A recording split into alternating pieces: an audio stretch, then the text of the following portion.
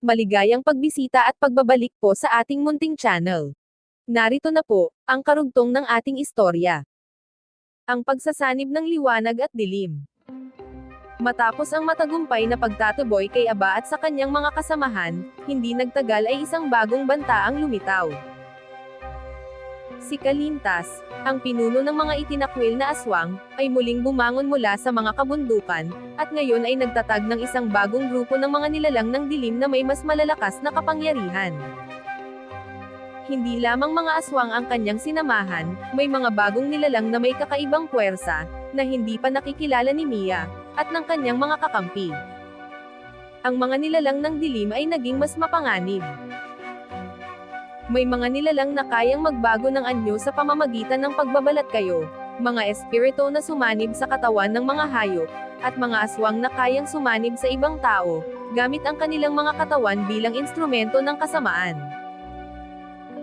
Ang grupo ni Kalintas, na ngayon ay pinangunahan ng mga bagong pinuno ng dilim, ay tila may mas malupit na layunin, ang kontrolin ang buong bansa at buksan ang pinto ng dilim sa buong mundo. Ang pagtawag kay Mang Cardo. Habang patuloy na nagsasanib ang mga puwersa ni Kalintas, si Mia, na nag-aalab pa rin ang tapang mula sa huling laban, ay nagdesisyong maghanap ng tulong.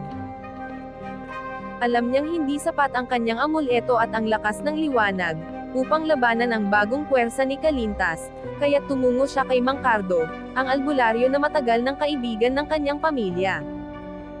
Si Mang Cardo ay isang bihasang manggagamot at may malalim na kaalaman sa mga ritual ng mga nilalang ng dilim. Dati siyang nakatulong kay Aba sa mga ritual ng mga aswang, ngunit nang magbago ang kanyang pananaw, napagtanto niyang kailangan niyang makipagtulungan kay Mia, upang tuluyang matigil ang mga nilalang ng dilim. Nagkita sila sa isang liblib na lugar sa bayan, malayo sa mata ng mga tao at ng mga nilalang ng dilim. Mia, sabi ni Mang Cardo habang hawak ang kanyang mga gamit, ang kalaban natin ngayon ay hindi katulad ng mga nakaraan.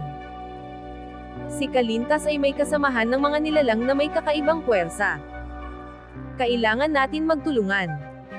Si Mia, bagamat nagdadalawang isip, ay hindi nagdalawang isip na magtiwala kay Mang Cardo. Kailangan kong maprotektahan ang mga tao. Kung hindi ko sila mapipigilan, magkakaroon ng mas malupit na gulo. Ang kanyang amuleto ay kumikislap ng kaunting liwanag, ngunit nag-aalangan siyang gamitin ito sa isang laban na maaaring magdulot ng mas malaking kapahamakan. Ang laban sa bagong grupo ni Kalintas. Naglakbay si Mia at Mang Cardo, patungo sa isang bayan na malapit sa bagong teritoryo ni Kalintas, isang bayan na matagal nang nilisan ng mga tao, dahil sa mga kakilakilabot na kwento ng mga nilalang ng dilim. Nang dumating sila, nakatagpo sila ng mga bakas ng dilim, ang mga puno ay parang natuyo, ang mga bahay ay sira, at ang hangin ay may amoy ng pagkasira at takot. Habang lumalapit sila sa sentro ng bayan, nakatagpo sila ng isang grupo ng mga nilalang ng dilim. Ang mga aswang na lider ng bagong pangkat ni Kalintas ay may kakaibang hitsura, may mga matang kumikislap tulad ng apoy, at may mga pakpak na parang mga ibon ng dilim. Ang isang nilalang na nakatayo sa harap ng grupo ay may ulo ng kalabaw, at ang katawan nito ay puno ng mga sinulid na parang mga buhay na latigo. Si Kalintas ay nagpadala ng mga bagong pinuno, sabi ni Mang Cardo, habang nagsisimulang maghanda ng mga proteksyon. Ngunit hindi sila kagaya ng mga aswang na dati nating nakaharap. May kasamahan silang mga kaluluwang naglalakbay mula sa ilalim ng lupa. Ang matinding takot at puot ay nararamdaman sa buong bayan. Si Mia, gamit ang amuleto, ay nagsimulang magbigay ng liwanag sa paligid, ngunit ang mga nilalang ng dilim ay hindi tinatablan ng liwanag. Ang isang aswang na may katawan ng nilalang na kalabaw ay nagbuga ng apoy mula sa kanyang bibig, tumama kay Mang Cardo, at pinilit siyang itulak sa lupa. Ang pagkakataon ni Mia. Habang ang mga nilalang ng dilim ay nagsimulang umatake, nakaramdam si Mia ng isang matinding pagsabog ng enerhiya mula sa kanyang amuleto. Ang mga espiritu ng mga naunang nilalang ng dilim ay nagsimulang magpakita, tila nagmumulat ng bagong pag-asa. Ang puwersa ng liwanag mula sa amuleto ni Mia, ay nagsimula ring magpugos sa mga aswang, at kaluluwang pinadala ni Kalintas.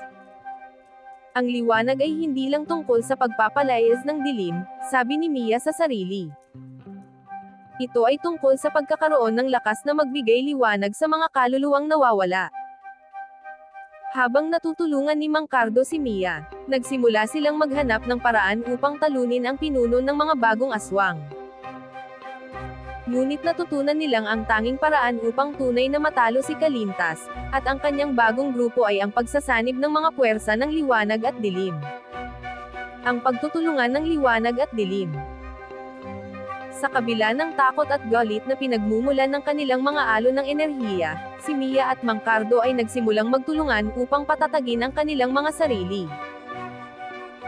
Si Mia ay nagsimulang magsanib ang mga puwersa ng amuleto, habang si Mang Cardo ay tumulong sa mga ritual ng proteksyon at pagpapalakas ng kanilang mga puwersa. At sa kabila ng lahat ng kalaban, nang magtulungan sila, nakatagpo sila ng isang lakas na hindi matitinag. Hanggang dito na lang po muna. Maraming salamat po sa pakikinig. Pwede po bang humingi ng subscribe bilang pagsuporta sa ating munting channel? Hanggang sa susunod po muli. Stay safe and God bless.